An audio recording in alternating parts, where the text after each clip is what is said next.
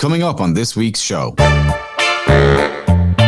I chat with the creator of Shotlister, the app that helps you keep your shoot days on track. And I'll be chatting to CEO and founder of MikMe about a new product they have coming to market in the next few weeks. All that and more on this week's Mobile Creator Podcast.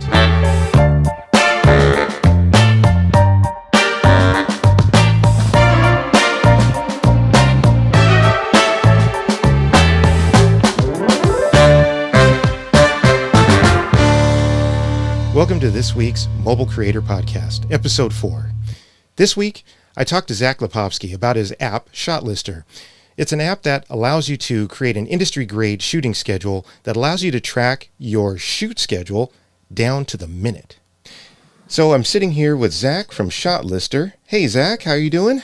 Hey, I'm doing good. How are you? I'm great. Is it a sunny, beautiful day there? You're in Vancouver, right? I'm in Vancouver. It was sunny. It's trying to remain sunny. Yeah. It might be cloudy soon. It's Awesome. kind of figuring it out. Yeah. The Pacific Northwest often is it tries all sorts of moods, as you know. Right. If you don't like the weather, give it an hour. It'll change. So yeah. So hey, I just wanted to talk to you a little bit about Shotlister and mobile filmmaking. But first, I wanted to kind of give the audience, a little taste of who you are. Can you give us a little background as to who you are and where you came from? Sure. Yeah. I grew up in Vancouver as an actor, as a kid, and making lots of indie movies. And eventually I got my kind of first big break when I was a contestant on a reality television show that Steven Spielberg was putting on that was on Fox and had Mark Burnett. It was basically sort of like American Idol, but for making movies in 2007. And from there, I kind of got my spotlight in LA, and we had to make a different short film every week, and America would vote and send someone home, and it was televised to the world. And from there, kind of got agents and started kind of accelerating my career as a director. And I also met one of the other contestants, Adam Stein, who became one of my best friends, and eventually my very best friend, and then eventually my co-writer and co-director, who now I make all my projects with. And most recently, we made a film called Freaks, which was an indie film that we raised all the money for, got all the cast, did all the producing, did the craft service, did the insurance. We basically made the whole movie ourselves. And it premiered at the Toronto International Film Festival and then went on to have a theatrical release. And right now it's enjoying an incredible reception online. Becoming, at one point, it was the #2 streaming movie on Netflix for a week. It just released last week in the UK, and it's the #2 streaming movie in the UK, and we can never get that #1 spot, but right now on Rotten Tomatoes, we're the #2 streaming movie on Rotten Tomatoes, but Hamilton is #1, so can't beat Hamilton. Yeah, it's hard to beat Hamilton, in a lot of things. So don't feel bad. So that's all fantastic. So that's very inspirational beginnings for you. So what kind of led you to making this incredible filmmaking app called Shotlister? Tell us about Shotlister, what it is, and what led you to doing it. Yeah, so I was actually shooting my first movie. It was a monster movie for the Sci-Fi Channel. One of those movies you shoot in 14 days with giant monsters eating people every 10 minutes. I've worked on a few of those. Yeah, and I'd done short films and stuff, but I'd never done a movie. And this was about 7 years ago or so, maybe 8 years ago. And the iPad had just come out. People were still trying to figure out what it was and what it could do. And I was realizing that in a movie, there's a lot of shots. I was used to my short films to organizing stuff in Excel and figuring out what shots I wanted to do. But in a movie, once you start doing that in Excel, you can get up to 1,000 shots, 1,500 shots. It's hard to organize all that in an Excel sheet. But even worse, what people were doing, and I realized the industry standard is that you would print out the shots you want to do that day on a piece of paper, however you had organized it, and everyone did it differently. And then as the day would happen, of course, everything would immediately go wrong and you need to change your plan, and you're kind of scribbling all over this piece of paper, crossing things out, adding new things, adding arithmetic in the corner to figure out, how much time you had left in the day to get what you needed.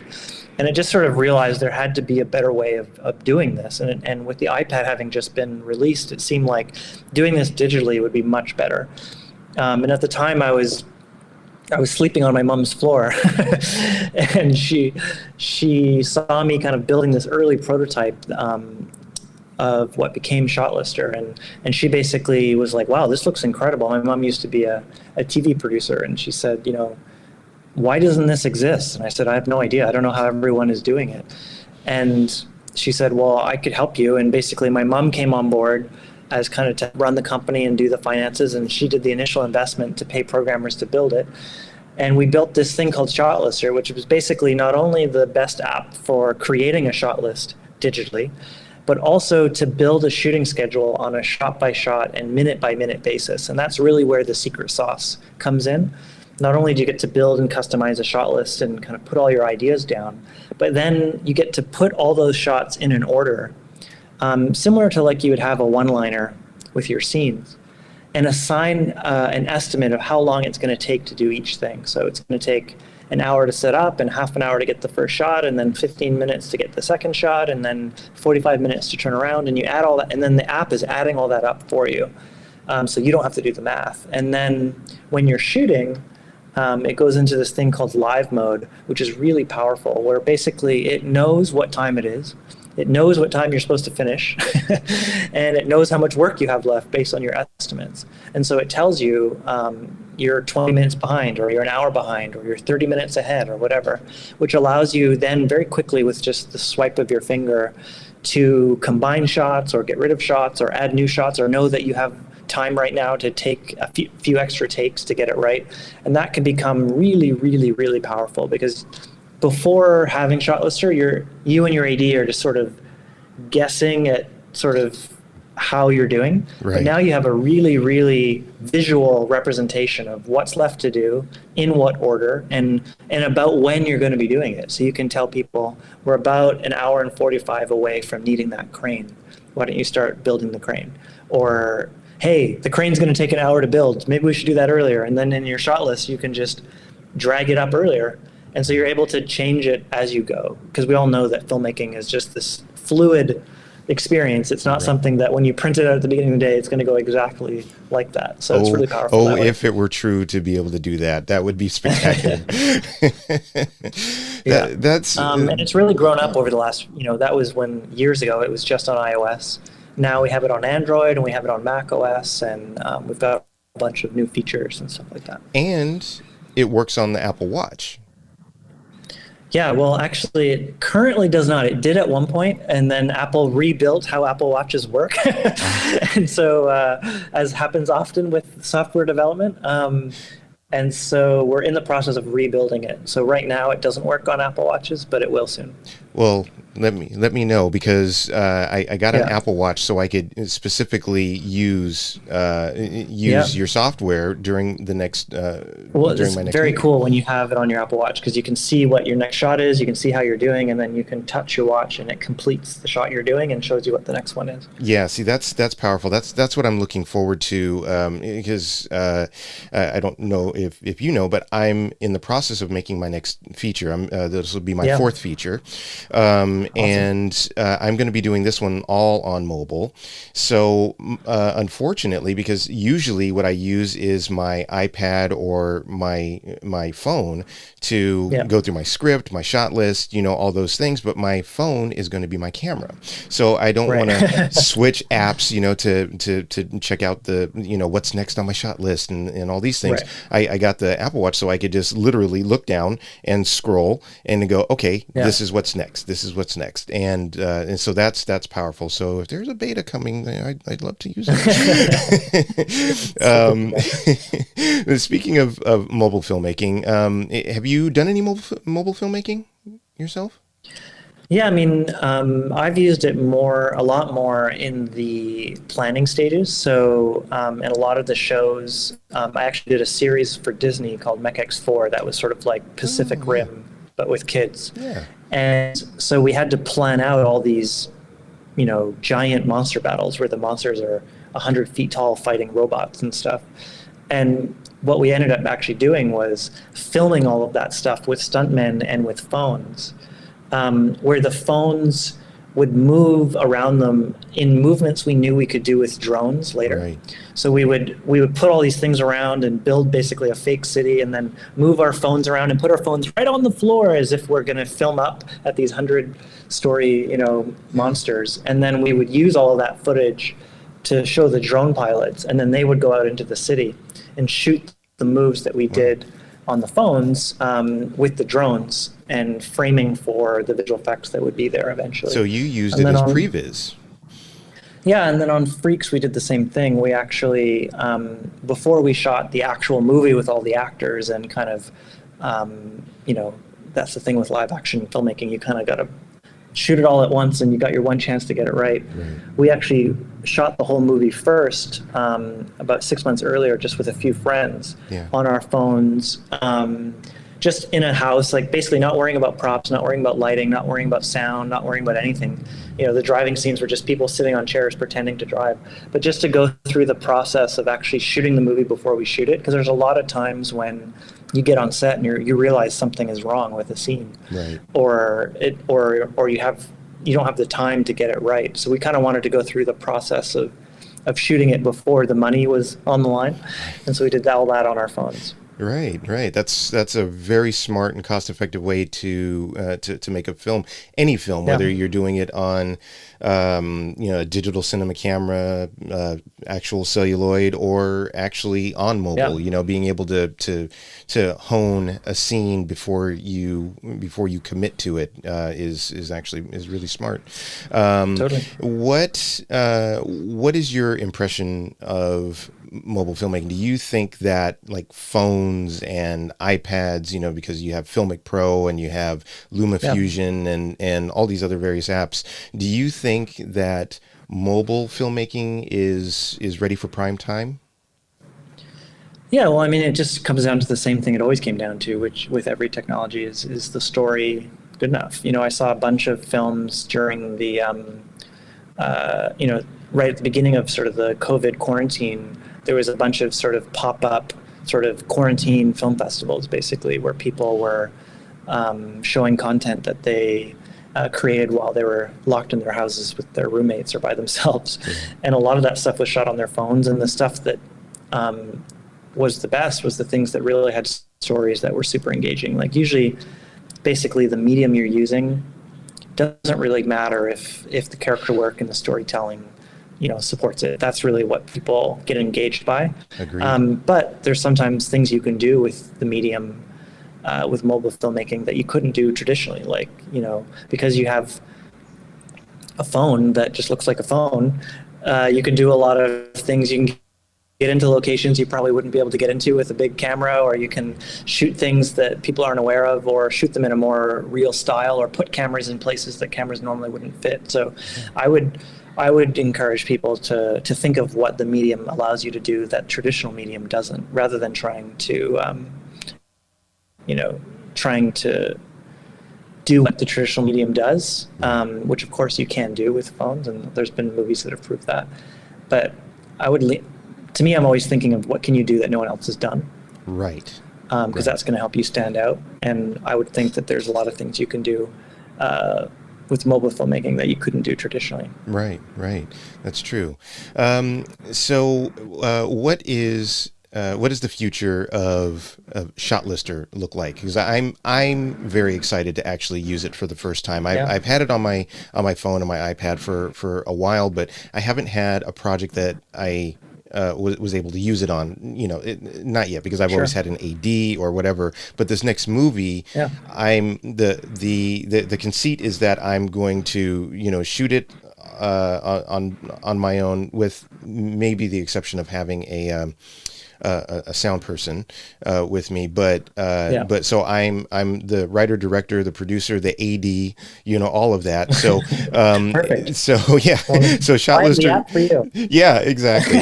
That's what I'm hoping. So given that you've already made this app for people like me and doing things that I'm trying to do, like a crazy person. But what is next for Shotlister? What do you see as being next for Shotlister? I mean, one of the big things we did very recently is we actually made the iOS version of the app free. So that was a big step. That now it's open to many more people than ever before, and we kind of changed our subscription model to allow that to happen. So now if anyone wants to play with it, they can use the iOS version for free, with 90% of the features free. Then we have a subscription that allows for kind of more professional features, and so that's where we're sort of doing a lot of our feature development. So for the people that do subscribe, that help us keep the app alive. I would say I'm a filmmaker who built an app because I needed one. The vast majority, probably 95% of the money that comes in from selling the app goes right back into developing it.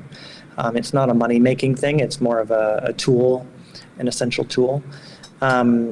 So the next big feature that we're putting all of our resources into is all around sort of episodic structuring. So right now the app, so right now the app is really built around sort of one project is one script and one sort of thing that you're shooting. Right. But we're building right now all the features around allowing you to have episodic features, because often you need to shoot 2 or 3 episodes worth of stuff on one day. Right. And there's some complexities to that. So, and that's our number one requested feature, and pretty much all of the features we develop are just from whatever the users are asking for. So that's great. And then Apple Watch after that, and then probably some more sharing features. All the kind of features we've built that we have for sharing are great, but there's been a lot of developments with that in the last kind of year that we want to kind of try and get up to date so that you can share the files in any way possible. Right now we have a backend called CrewSync that allows you to share the files between any other members. So for example, you only have a crew of 1, but maybe your sound guy wants to see what's next in the shot list. You could he could download the free app of Shotlister, and then you can add him as a crew member, and he can have the up-to-date changes as you go. And we also have the ability to export, the PDFs versions of the shot list and stuff in case there's people that really want that paper version. Yeah. You can do that too. The old school way. Yeah. Yeah, that's awesome. Well, hey, where can people find out more information about Shotlister, about you? Sure. Where can we get all that information? Yeah, well, shotlister.com is where the site is, and you can find Shotlister on any app store on macOS, iOS, or Android. And we're at Shotlister App on social, on Facebook and Instagram and Twitter. And that there's great places to look, because we often do giveaways on there for free subscriptions and the macOS version, which is a lot more robust. We often give that away for free, and if you ever want to do a giveaway, we're happy to give some copies away. So, hey, I think that is actually in our immediate future. I certainly appreciate that. I'm sure our audience would appreciate that as well. Zach, I really appreciate your time. Thank you. I hope the day stays sunny-ish, like Pacific Northwest sunny. Yeah. And looking good. Yeah. And look, I appreciate you. And can we have you back on at another time? Yeah, anytime. Awesome. Awesome. Thanks, bud. Appreciate it. Now, over previous episodes of the Mobile Creator Podcast, we've only slightly scratched the surface of equipment and accessories available for mobile production. While many people focus specifically on gear for photography and filmmaking, such as lenses or ND filters, mounts, gimbals, tripods, and so on, sound is sometimes overlooked or certainly rarely prioritized. And yet, sound, in my opinion, is every bit as important as visuals. So joining me today is one man who was on a mission to try and address that. In 2014, he founded MikMe, and they're about to launch a brand new audio product to market. Philipp Sonnleitner, thanks so much for joining us. How are things in Austria? Things are beautiful. It's beautiful weather outside. It's beginning of summer. Everything's fine on my end. And has COVID basically gone? Like, are you back out normal? I guess we are far away from being normal, but our numbers are pretty low. It's rising again a bit, but it's kind of okay. We're not in the US kind of very chaotic territory, really, isn't it? Yeah, it's growth all over the place. Yeah, very good. So listen, for our listeners, take us back to the very, very early days, founded in 2014. But before that, if I remember reading on your LinkedIn profile, you used to work for AKG. Is that correct? Right. So I'm in the microphone space forever, basically. So I started my career as an audio engineer from a technical perspective, how you build microphones. And then I basically I joined AKG back in, oh my gosh, that's long ago, 2006. So right after the study, have been a musician before that. And then I became a software engineer, product manager, product marketing manager. So all the space of microphones. And I've always been in love with audio. As you see, there's like an acoustic piano behind me. So I'm recording this from my home in Styria. So that was my first 8 years in the music, or let's say audio business. But then at the very end, I figured out that was in 2012, 2013-ish around. The iPhone has been around for a couple of years. And it seemed to me that the next big jump was so I experienced as a kid, basically, or a very young adult, coming from tape machines to computers. So I've experienced that on my own when I was very young. So when I was in my 30s at AKG, it seems like, okay, next big jump is mobile. So from computers to mobile. And lenses, video was pretty bad at those days, way better now. But it seems like audio was, and still is, kind of an forgotten piece, which is very important, but a lot of people don't know. So I wanted to build something to fix that problem, like audio in a mobile space. Okay. And where did the inspiration for the original generation MikMe come from? Do you mind me asking? Yeah, so I have a close friend, Marina, who's a female jazz singer, and she totally complained about Zoom audio recorders, all those recorders. And I didn't figure out in the first place what was the problem. So she said, like, it's not a recording button. There is actually a big red recording button on those devices, but there's too much buttons around them. And for her, it was just too complex. She wanted like a very one button audio recording solution in like studio grade quality, like a big condenser microphone. That's why we developed this thing, basically. So I'm recording this with the MikMe Gold. If you open it, it looks a little bit like that. So we can see the capsule. You can't see it in the podcast, but you can actually see in the video. So just have a look at the video podcast. So it is basically a one-button audio recorder with a memory, with a large diaphragm capsule, all in one easy device with one big recording button. So that was the basic idea. And then we also built like a Bluetooth link to your smartphone. Fixing the problem that Bluetooth audio is actually pretty bad because it was developed for headphones. And then basically, because we can save the audio locally on device, we can, if something is lost, when you send it over Bluetooth, you basically can get studio grade audio into your phone. So that was the basic concept back 6 years ago. Well, that's how MikMe started, more or less. So I think the really important thing is, again, if people are listening, some of this might be going over their heads. So like I have that original generation one as well from, I think it was 2016. You came to MojoCon 2 or 3 anyway. But so the thing that's really, really novel about the first generation one, I think it's the same properties with the newer ones as well. It's not just a microphone. We need to be really explicitly clear about this. Like it's a local solid state recorder. That's true. So a lot of people think of it like a Bluetooth microphone kind of thing, but it's actually has more or less nothing to do with a normal Bluetooth microphone. So the important part is, so we record the audio locally on the device. So there's a 16 gigabyte memory on it in 44.1 kilohertz, 24-bit for the nerds, like geeks. There's a pretty like actually pretty high quality. So it's saved locally in disk. At the same time, we're chopping this file down in smaller pieces and send it over Bluetooth to the MikMe app. So we have a proprietary app which can receive those parts. And the important thing for Bluetooth is a lot of pieces are normally lost. So whenever you lose a file, or let's say a part of file, after the recording, after you hit the stop button in the app, we retransmit the lost part. So you're never ever going to lose any single bit of your file, which is pretty cool. And we also can record in 3 times better quality in normal Bluetooth microphone. So it's more like, think of it like a Zoom audio recorder with a wireless link to your smartphone in studio grade quality. And that now even works with multiple microphones. Well, you can tell me a little bit more about that. I'm interested to hear that. And then the other thing is your app. Am I right in saying the original generation MikMe app had video as well as audio, didn't it? Oh, the original app. So we first started with audio only. We were focused on audio only first, but then But when we the year that I got this, though, there was a video version. yes, there was a video version because pretty soon people were pretty stoked about the microphone is great, but this could actually fix the audio part of smartphone videos. Mm-hmm. So we were aware about that back then, but not that it was that important. So then we tried to fix like recording the video with the MikMe app on your iPhone, but still getting the audio from your MikMe microphone. So and then sync those two things together.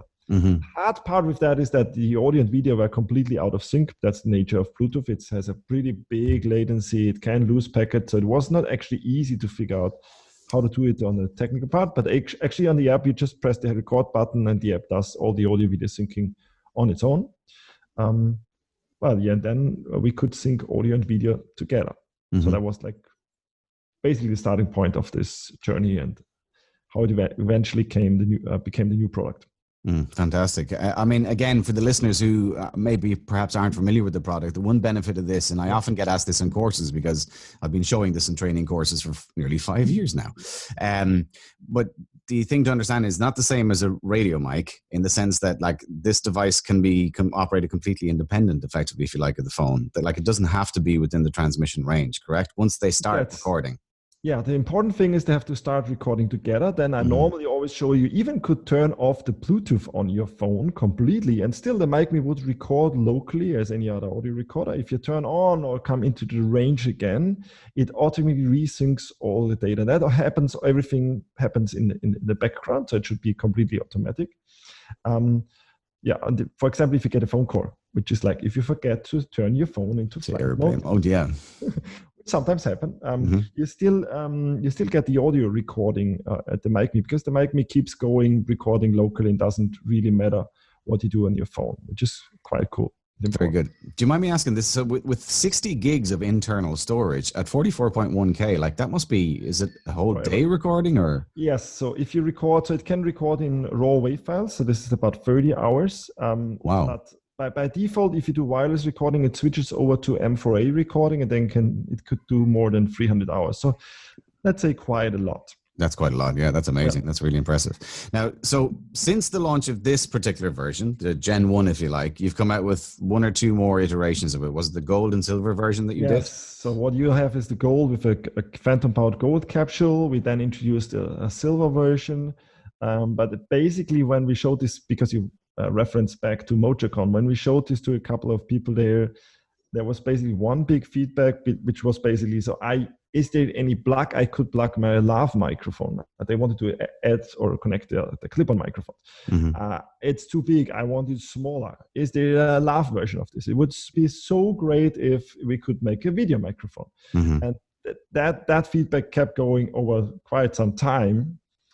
So this microphone, so the MikMe Gold, the original one, is quite good for musicians and for podcasting or maybe an interview round. But let's say outside, maybe if there's a lot of noise around because it's so sensible or sensitive, it's maybe not the best microphone. So we then thought, okay, so how do we fix this? And then basically this is what our new product is, the MikMe Pocket.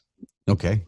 I presume you have a straight hot off the production line unit right there. I have the prototype. I'm not going to show the prototype, but no, I can show it in the video. So very good. The MikMe Pocket is basically the feedback or the result of all the feedbacks we got in the last 2-3 years, which I already said, like they wanted to have like a clip-on microphone. So basically looks more or less like a wireless transmitter. It's still the same concept. So inside the transmitter, you can connect as an XLR jack, you can connect a clip-on microphone. You even could connect like a dynamic handheld microphone. So it's pretty flexible. And inside the transmitter is also this recorder. So there's still 16 gigabyte of storage. Mm-hmm. But the cool thing is, which we have not mentioned at all, so for a wireless microphone, it does not need any receiver at the phone side. So there is nothing you need to plug into the phone, which is quite cool because then if you have a gimbal or something like that, there's nothing like no cables. Phone, no cables. It's a true wireless solution. So the only thing you need to have is like the MikMe app. And the Pocket is basically a clip-on version of the original MikMe Gold, specifically made for smartphone video makers of any kind. And in the app, we also will introduce this summer a couple of new things. So first, multi-mode, which means multiple MikMe Pockets and multiple MikMe Gold can record simultaneously, so up to 3. Wow. The app then will sync multiple tracks simultaneously in the app, and in the app you get like a multi-track recorder, which is quite cool. If you do like an interview, you get like 3 separate tracks if you have 3 pockets. That's amazing. So like, I'm thinking for journalism, again, the most common question I get on training courses is, oh, so you showed us, a little small cheap plug-in lav mic. That's great. But how do I hear my sound for the questions? Because I only have a mic on the guest. It's genuinely the most common question. And while there's a couple of, let's say, clunky solutions on the market that involve adapters to splitters and all this. Yeah, stuff like that. Yeah. It all gets a bit cumbersome. So you have 2 of these units. You can basically work them as 2 discrete sources and basically sync them then in the app, and you now have 2 completely clean. Yeah. Wow. And it's completely fail-safe. So, the more devices you connect, the more likely, let's say you are at a big event with a lot of journalists, a lot of phones. Like if you have a roadshow, there's maybe hundreds of phones around. So Bluetooth and every wireless solution is a little bit, could get weak signals. So the cool thing is, so if that happens, still you always get this fail-safe backup copy on your MikMe, both MikMes, and then it's synced afterwards, which is quite handy. And if you just have that one chance to record something, then basically with MikMe you're on the good side. Okay, I'm not going to mention a competing brand who have a self-contained audio recording unit as well. I'm not going to say the brand or the product, but I do know, having tested the beta version of that once upon a time, that the one thing that freaked the life out of me was that during the transfer process from that device to the phone, if anything happened, you had a 50-50 chance of losing your source recording. It didn't copy it, it moved it. And if something happened in the transmission during the move process, it was just gone. So can I just ask you, tell me that's not the case here? No, that's not the case. So I spent my last 6 years making sure that that's not happening. Okay. So if MikMe, that would if there's while you resync the thing, you actually could, with the new version of the app, you can re-trigger that manually if you want to. And if that doesn't work for some reason, let's say Apple is introducing a new iOS version, which normally introduces some issues sometimes. So you still, MikMe is also, you could connect it to your computer, and it's also a local audio recorder. So if you connect it to your computer, it's either a USB microphone, like I'm using my Gold as a USB microphone, or it becomes a thumb drive. So still the file will always stay, unless you erase it manually, it will stay on the MikMe. That's why actually the memory is so big that you can keep it there. So here and there, every half year, I just erase my device to get more space.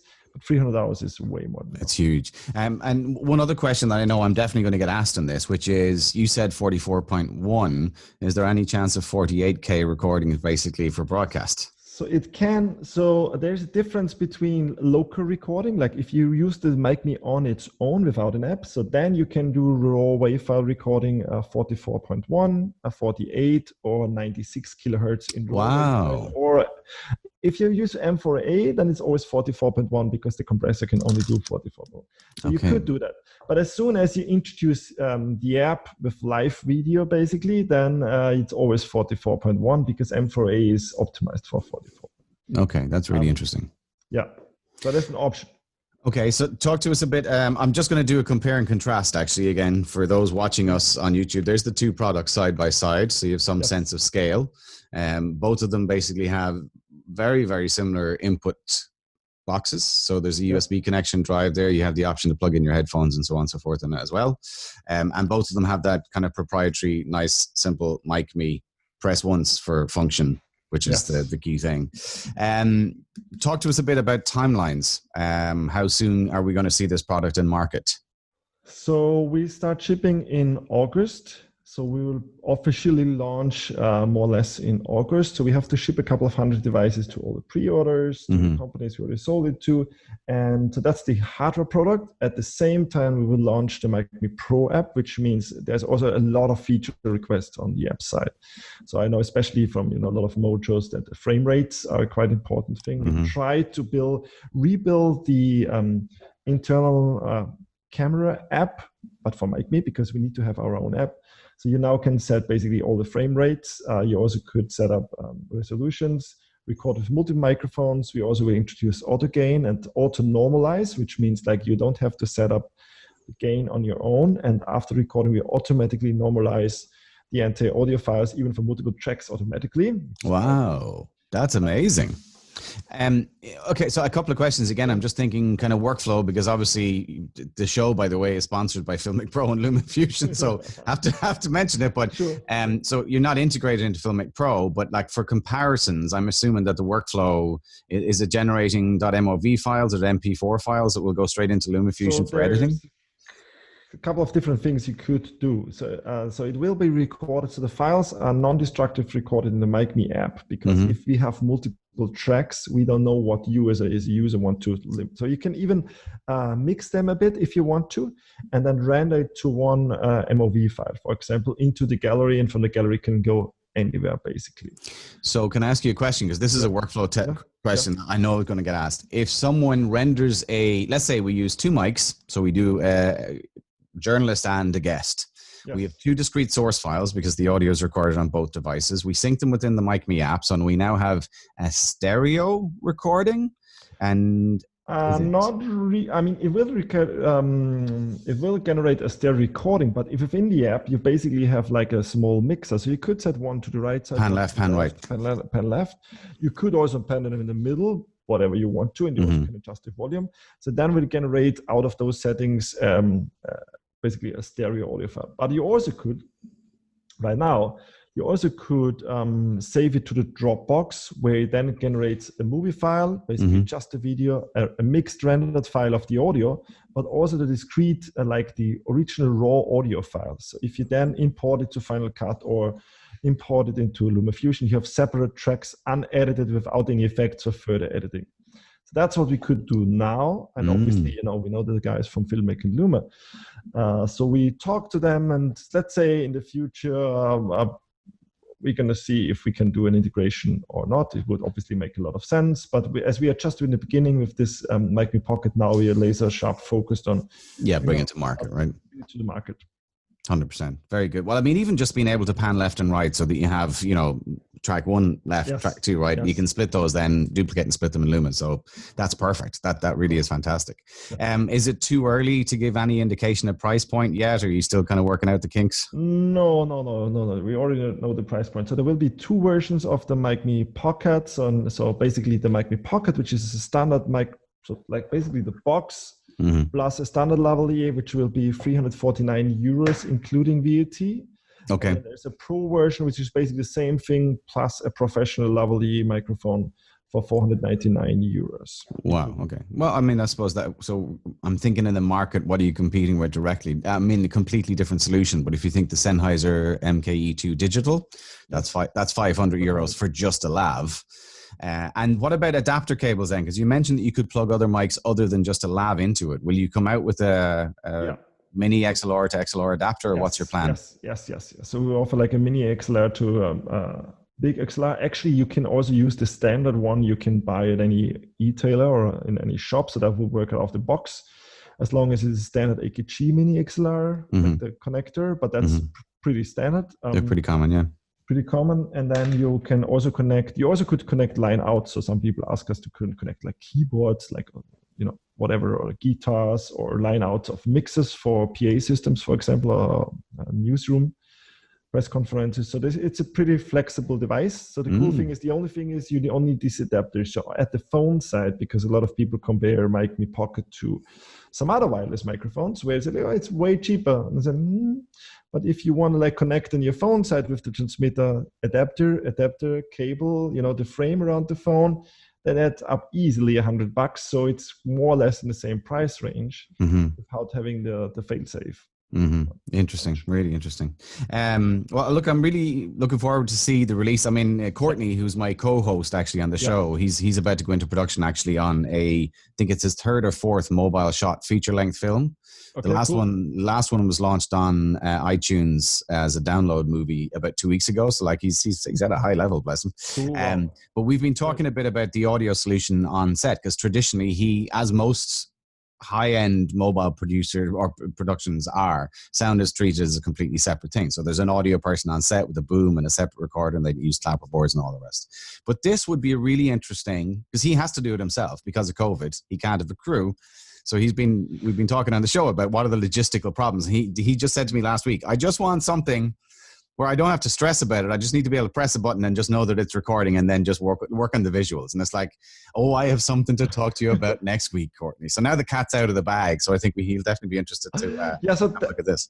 That sounds like a description for what Pocket basically is designed for. So it's an easy solution, which still is like professional but easy to use. Because if you want to reach the same quality of sound, as you said, you have to a boom, a microphone, a cable from the boom, or either a wireless system on the boom. You have to a local recorder, then a sound device, gains. It's just sound is video is just a mess. It's it's way too much. And the cool thing with smartphones is, and we have seen this with the camera apps, that you could maybe reach a little bit better quality with DSLR cameras, but the cool thing is the software in the smartphone is basically the key. All the frame rates, the color grading, and all those things. Most people actually don't realize that the smartphone is doing this. It's capable of all of it, yeah. So you could do and can do actually, that's why I mentioned auto gain, auto normalize. So those are the first steps basically in sound. Auto gain, auto normalize is more or less like white balance and those kind of things. It's relatable. So that's what we focused on the next phase. I think a lot of more software and automatic stuff. That it's basically it's just you push a button and that's it. It takes care of it for you. Too much, but still, because that's related to other solutions, still you could dial in manually. So you can still set up the gain manually if you want to. Okay, really good. So, final question. So we're talking about the price point of Pocket being in the region of $349, the entry level one. How much is the app going to be? So the app is for free, which is a big change, a big strategy change for us. Right, yeah, because with the previous version from MikMe, you had subscriptions, no? Yes? Not really, it was always free, but then in the pre-sales campaign, we actually said, so we will charge money for the app, which cost kind of, we've tried to be transparent on that. A little bit of frustration with people saying, but I have to buy the hardware and then a subscription on top. So it seems as the customers basically were not really, some of them, actually 500 were accepting that, but a lot of them said, I don't want to have a subscription. So we said, okay, let's make give the hardware a proper price, and then the app is just on top, and those features will be basically not free. It come in a package. You don't have to subscribe. You don't have to do a login or stuff like that. So for now, it's 349 euros for the entry level, and all those pro features, frame rates, resolutions, multi-mode. You can even brand your videos with your own logo right in the app and upload it to Instagram, which is quite handy. So you can use Luma if you want to for small stories. So that's all included. So the app is basically free. I wish you every success with the product. Look forward to seeing how the story develops. But for now, thanks so much for your time. Appreciate it. Thanks a lot. Bye. Well, since this episode has been all about gear and apps, I guess we might as well just keep the train going. So I'd like to talk to you, Glen, about some of my new gear that I got a chance to do a little unboxing of. Are you ready for this? Go for it. So let's see. I'm going to switch over to a live view. Look at that. You know what that is?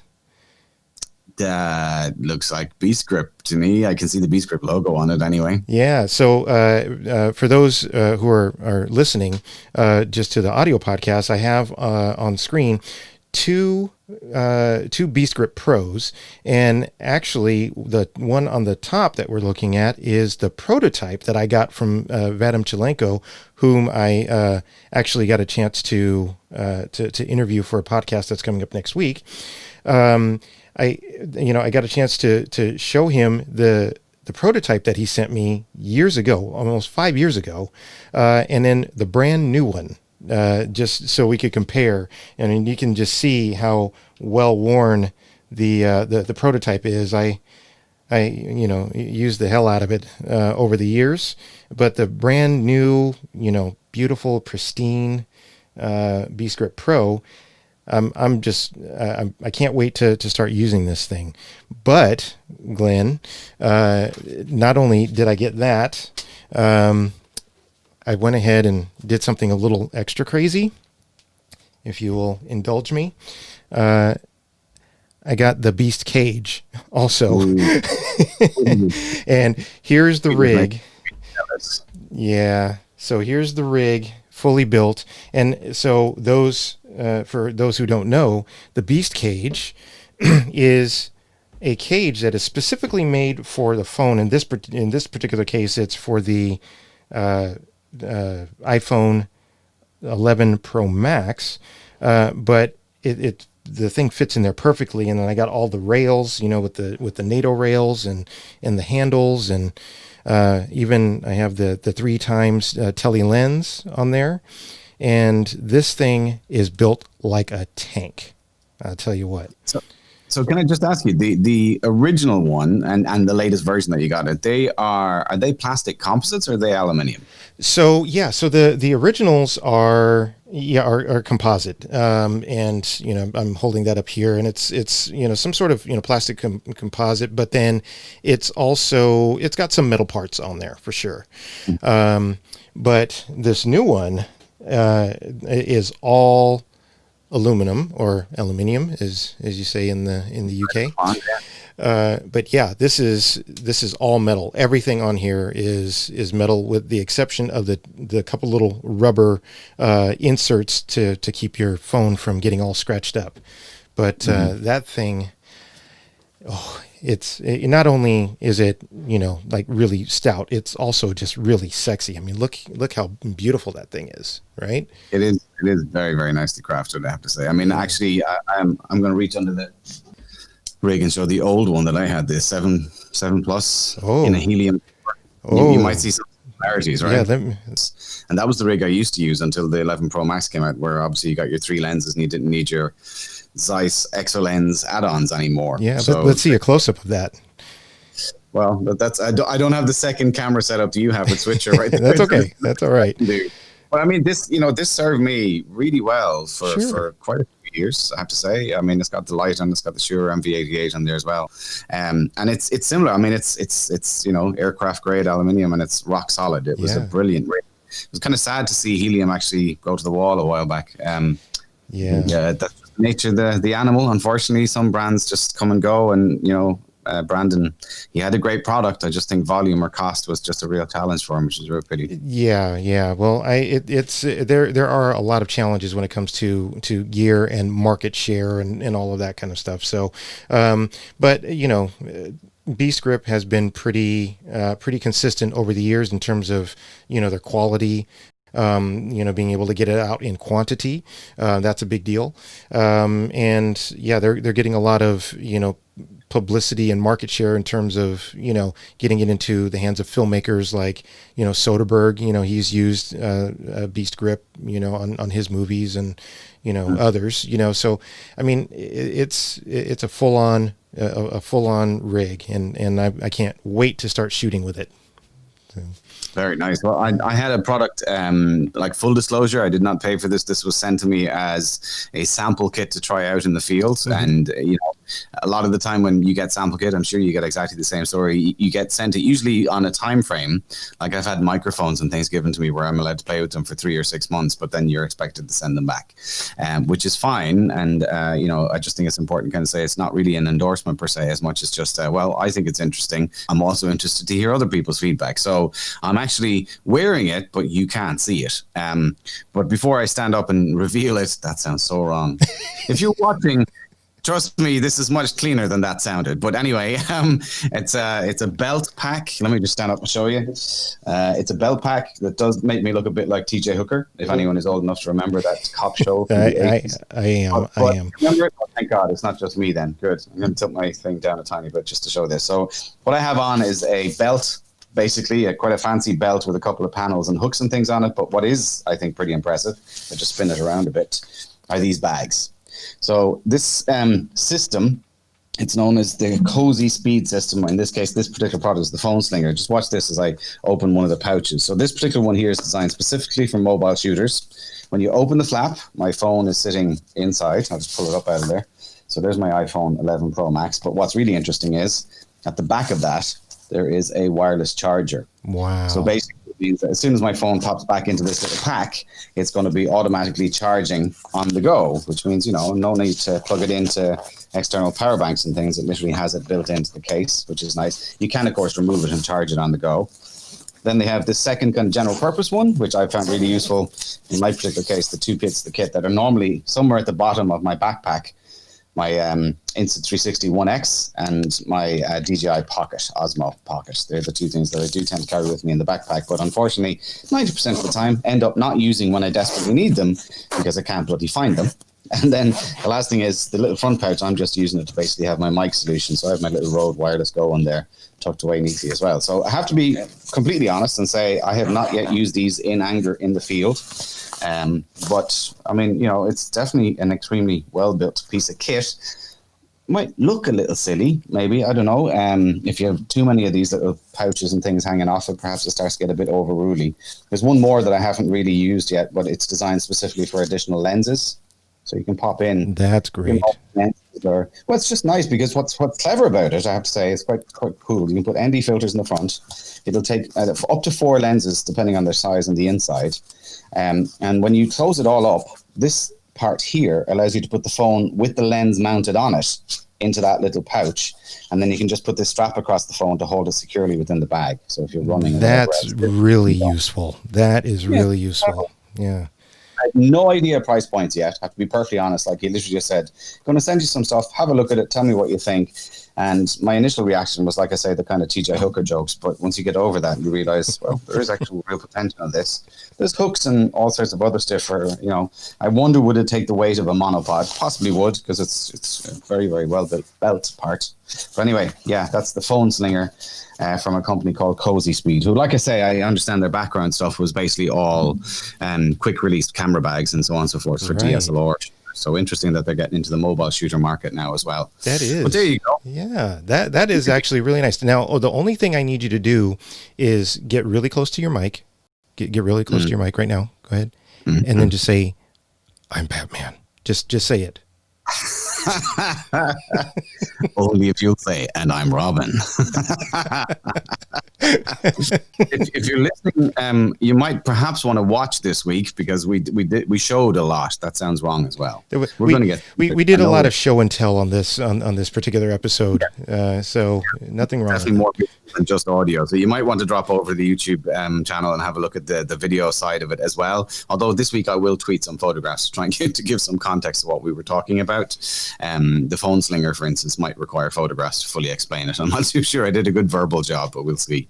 But anyway, if you have ideas for topics that you'd like us to talk about, products that you'd like us to give some commentary on, or just even discuss, or just to give us feedback on the show on, things that you like or things that you think we can do better, then please do get in touch. We're on Twitter, we're on Instagram, and of course you can always listen and or watch the show. We now have the YouTube video embedded on the actual website as well, so you can join us on MobileCreatorPodcast.com. So until next week, bye for now. Bye for now.